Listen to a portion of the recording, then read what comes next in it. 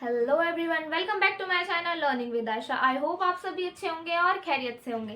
तो मैं आयशा हाजिर हूँ आपके लिए एक नई वीडियो लेकर, जो कि हमारी है हिंदी कथा और साहित्य की। इसके अंदर मैंने आपको फर्स्ट यूनिट का फर्स्ट चैप्टर कवर कराना है। पहली वीडियो में आपको एक प्रोवाइड करा चुकी हूँ, जिसके अंदर मैंने आपको कहानी का अर्थ और उसके स्वरूप और उसकी संरचना समझा दी है। जो मैं आपको नेक्स्ट वीडियो प्रोवाइड करवा रही हूँ, उसके अंदर मैं आपको बताऊंगी कि हिंदी कहानी का उद्भव और विकास कैसे हुआ। तो आज की वीडियो शुरू करते हैं। अब तो हमारा फर्स्ट है कि हिंदी कहानी का उद्भव और विकास कैसे हुआ। कहानी का अर्थ हो चुका है, उसका स्वरूप और उसकी संरचना। एक बार मैं आपको फिर से बता देती हूँ कि स्वरूप और संरचना की जब बात आती है तो हम उसके तत्वों को लिखते हैं। हिंदी कहानी के जो भी तत्व हैं हमारे 6, उनको हम स्वरूप और संरचना के अंदर लिखते हैं। तो आज की जो वीडियो हमारी इसी चीज के ऊपर है कि हिंदी कहानी का उद्भव हुआ कैसे। कहानी तो हमने पढ़ ली कि क्या होती है, लेकिन हिंदी कहानी का उद्भव, उसकी शुरुआत कैसे हुई। तो सबसे हम पहले बात करते हैं प्रेमचंद्र पूर्व युग। पूर्व युग से तात्पर्य ऐसे युग से जब प्रेमचंद्र जी कहानी की दुनियाओं में नहीं आए थे। तो प्रेमचंद्र पूर्व युग पहला मतलब उस हिंदी कहानी का पहला चरण 1901 से 1915 ईस्वी तक विस्तृत है। मतलब अगर हम देखें पढ़े तो हमारे को ये जानकारी मिलती है कि हिंदी कहानी का जो पहला चरण शुरू हुआ था वो था 1901 से 1915 ईस्वी तक, जिसे प्रेमचंद्र पूर्व युग कहते हैं। मतलब जिसको प्रेमचंद्र पूर्व युग कहते हैं, जिसमें प्रेमचंद्र जी ने अपनी कोई कहानी नहीं लिखी थी, उनके आने से पहले का युग। फिर है इस समय कहानी परंपरा जन्म ले रही थी, इसीलिए पश्चिमी कहानी परंपरा के तत्वों के साथ साथ भारतीय कथा परंपरा में विद्यमान आदर्शवाद और नैतिकवाद की साफ झलक दिखाई पड़ती है। मतलब प्रेमचंद्र पूर्व युग में जब जो भी कहानी लिखी गई थी, उसके अंदर हम क्या क्या देख सकते हैं, पश्चिमी परंपरा के तत्व तो थे ही उसके अंदर, साथ ही भारतीय कथा की परंपरा और आदर्शवाद और नैतिकतावाद भी हम उन कहानियों के अंदर देख सकते थे। चूंकि वही समय था जब देश नवजागरण के दौर से गुजर रहा था। जिस टाइम पे प्रेमचंद्र पूर्व युग से के दौरान जब कहानी लिखी जा रही थी, यानी कि जब प्रेमचंद्र जी नई कहानी लिखते थे, उनसे पहले के जो लेखक थे वो जो कहानी लिखते थे वो कैसी होती थी, आदर्शवाद से और नैतिकतावाद के ऊपर होती थी। साथ ही उस दौरान जो था वो नवजागरण का दौर था। मतलब देश नव जागृत हो रहा था दोबारा से, इसीलिए राष्ट्रवादी और सुधारवादी मानसिकता भी इसके अंदर झलकती है। इस युग की प्रमुख कहानियां हैं 11 वर्ष का समय, जो कि 1903 में लिखी गई थी, रामचंद्र शुक्ल ने लिखी थी। दूसरी हमारी दुलाईवाला, जो कि 1907 में लिखी थी, बंग महिला उर्फ राजेंद्र बाला घोष। तीसरी हमारी है इंदुमती, जो कि 1900 में लिखी गई थी किशोरी लाल गोस्वामी द्वारा।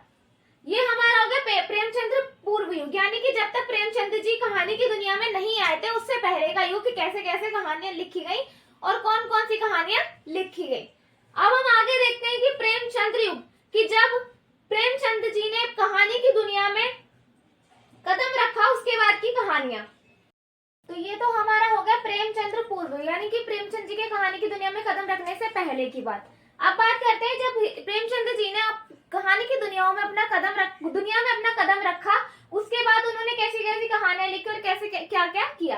तो लगभग 1915 के आसपास हिंदी कहानी में दूसरे चरण का आगाज होता है।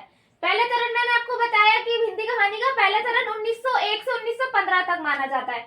अब हम दूसरे चरण की बात करें तो वो हमारा 1915 के आसपास माना जाता है, कि जब हिंदी कहानी के दूसरे चरण का आगाज हुआ, जिसमें प्रेमचंद ने कहानी की दो भिन्न शैलियों का विकास किया। मतलब उन्होंने अपनी कहानियों को दो भिन्न अलग अलग शैलियों में लिखा। प्रेमचंद ने सामाजिक यथार्थ की परंपरा को विस्तार दिया। मतलब वो अपनी कहानियों में समाज का जो सच है, सामाजिक यथार्थ जो है, उसकी परंपरा को ज्यादा विस्तार दिया। प्रेमचंद्र युगीन कहानियां राष्ट्रीय भावना और प्रगतिशीलता का संदेश देती हैं। अब जो प्रेमचंद जी की जो युग की कहानी है, वो किस चीज के ऊपर होती थी, राष्ट्रीय भावना, राष्ट्र के प्रति प्रेम की भावना और प्रगतिशीलता का संदेश देती है। मतलब उनकी जो कहानी होती थी वो किस चीज पर ज्यादा होती थी, राष्ट्रीय भावना और प्रगतिशीलता के ऊपर। फिर हमारा हिंदी कहानी का प्रेमचंद्र युग भारतीय स्वतंत्रता आंदोलन के गांधी युग के बराबर चलता है। मतलब उसी टाइम पे स्वतंत्रता आंदोलन भी चल रहे थे स्वतंत्रता के लिए, और गांधी युग के बराबर ही हमारा जो प्रेमचंद्र जी का युग है वो चल रहा था। प्रेमचंद्र लंबे समय तक गांधी जी के सत्य, अहिंसा तथा हृदय को परिवर्तित करने वाले सिद्धांतों से बहुत ज्यादा प्रभावित रहे। मतलब जो कि हमारे गांधी जी थे, उनकी जो सोच थी, उनकी जो मानसिकता थी, वो थी सत्य के ऊपर चलना, अहिंसा ना करना, अहिंसा को ज्यादा बढ़ावा देना, हृदय को परिवर्तित करना, इन सभी सिद्धांतों के ऊपर वो ज्यादा ध्यान देते। तो इसी चीज को प्रेमचंद जी भी अपने जीवन में अपनाते थे, सत्य अहिंसा, हृदय को परिवर्तित करने वाले सिद्धांत, ये सब चीजें, जिसका असर उनकी कहानियों पर भी दिखाई देता है। तो वो हम जो भी चीज करते हैं, हमारी बोलने चालने में, हमारा अगर हम कुछ लिखते हैं तो उसके अंदर हमारे को वो चीज दिखाई देती है। इसी प्रकार से प्रेमचंद जी जब अपनी कहानियां लिखते थे उसके अंदर क्या क्या दिखाई देता है? सत्य अहिंसा और हृदय को परिवर्तित करने वाले सिद्धांत। प्रेमचंद हिंदी कहानी के शिखर पुरुष हैं। मतलब जो प्रेमचंद जी थे उन्होंने कहानी को एक बहुत बड़ा मुकाम दिलवाया। इसीलिए कहा जाता है कि प्रेमचंद्र जी हिंदी कहानी के शिखर पुरुष रहे। वे 1907 में अपनी प्रथम कहानी लिखते हैं, संसार का अनमोल रतन। मतलब 1907 में प्रेमचंद जी ने अपनी पहली कहानी लिखी थी जिसका नाम था संसार का अनमोल रतन, जो कि उर्दू की पत्रकारिता जमाना में छपती थी। मतलब 1907 में जो भी पत्रकारिता छपती थी, न्यूज़पेपर, उसको उसका नाम क्या था? जमाना। तो उसके अंदर मतलब जो प्रेमचंद जी की जो पहली कहानी थी उसको जमाना के अंदर छापा गया। प्रेमचंद्र अपने रचना काल में 1907 से 1936, मतलब उनका जो रचना काल था जिस सन में उन्होंने लिखना शुरू किया और जब तक उन्होंने लिखा वो था 1907 से 1936। उन्होंने लगभग 300 कहानियां लिखी। मतलब उन्होंने अपने रचना काल में लगभग 300 कहानियां अपने जीवन में लिखी। तो हमारा भी ये हो गया प्रेमचंद्र युग और प्रेमचंद्र पूर्व युग, और दूसरा है हमारा प्रेमचंद्र युग। अब आगे हम बढ़ते हैं हमारे तीसरे टॉपिक की ओर। मतलब मैंने आपको पहले बताया था हिंदी कहानी का उद्भव और विकास। इसके अंदर मैंने आपको पहले बताया था हम 3 चीजें पढ़ेंगे। पहला हमारा था प्रेमचंद्र पूर्व युग, जिसके अंदर प्रेमचंद जी जब तक कहानी की दुनिया में नहीं आए थे वो वाली कहानियां थी। फिर हमने बात करी थी प्रेमचंद्र युग, जिसके अंदर हमने प्रेमचंद जी के आने के बाद उनके द्वारा जो लिखी गई कहानी उसके बारे में जाना। अब हम बात करते हैं उत्तर प्रेमचंद्र युग या फिर प्रेमचंद्रोत्तर युग। ये वो युग था जब प्रेमचंद जी ने अपनी कहानियां लिखना बंद कर दी थी और दूसरे लेखक आए, उन्होंने कौन कौन से किस किस प्रकार की कहानियां लिखी उसके बारे में हम उत्तर प्रेमचंद्र युग या प्रेमचंद्रोत्तर युग के अंदर जानेंगे। तो शुरू करते हैं। हमारा फर्स्ट पॉइंट है हिंदी कहानी के विकास में 1935 से 1955 तक का समय उत्तर प्रेमचंद्र युग कहलाता है। जब हमसे अगर एग्जामिनर ये पूछ लेता है, क्वेश्चन पेपर में अगर हमारा क्वेश्चन आता है कि हिंदी कहानी के विकास में हमारा प्रेमचंद्र युग या फिर उत्तर प्रेमचंद्र युग कौन सा था, तो हम बता सकते हैं कि 1935 से लेके 1955 तक का जो समय था वो हमारा कौन सा था? उत्तर प्रेमचंद्र युग। इस युग को 2 विचारधाराओं का युग कह सकते हैं। मतलब जो हमारा उत्तर प्रेमचंद्र युग था उसको हम 2 विचारधाराओं का युग भी कह सकते हैं। जैसे कि 2 विचारधाराएं वो कौन सी थी? मार्क्सवाद और मनोविश्लेषणवाद। कौन कौन सी? मार्क्सवाद और मनोविश्लेषणवाद। जो धारा मार्क्सवाद से प्रभावित है उसे प्रगतिवादी या समाजवादी कहानी कहते हैं। मतलब वो जो कहानियां मार्क्सवाद से प्रभावित होती थी उन्हें प्रगतिवादी कहानी या फिर समाजवादी कहानी कहते हैं। दूसरी धारा फ्राइड के मनोविश्लेषणवाद से प्रभावित है। अब जो पहली हमारी वो थी विचारधारा वो कौन सी थी? मार्क्सवादी, जिसके अंदर कैसी कहानी होती थी? प्रगतिवादी या समाजवादी। दूसरी धारा जो थी हमारी फ्राइड के मनोविश्लेषणवाद, मतलब मनोविश्लेषणवाद से प्रभावित थी, जिनको मनोवैज्ञानिक या मनोविश्लेषणवादी कहानी कहा गया। अब ये 2 हमारी विचारधाराएं तो हमने देख ली कि एक मार्क्सवादी थी और दूसरी हमारी थी मनोविश्लेषणवादी।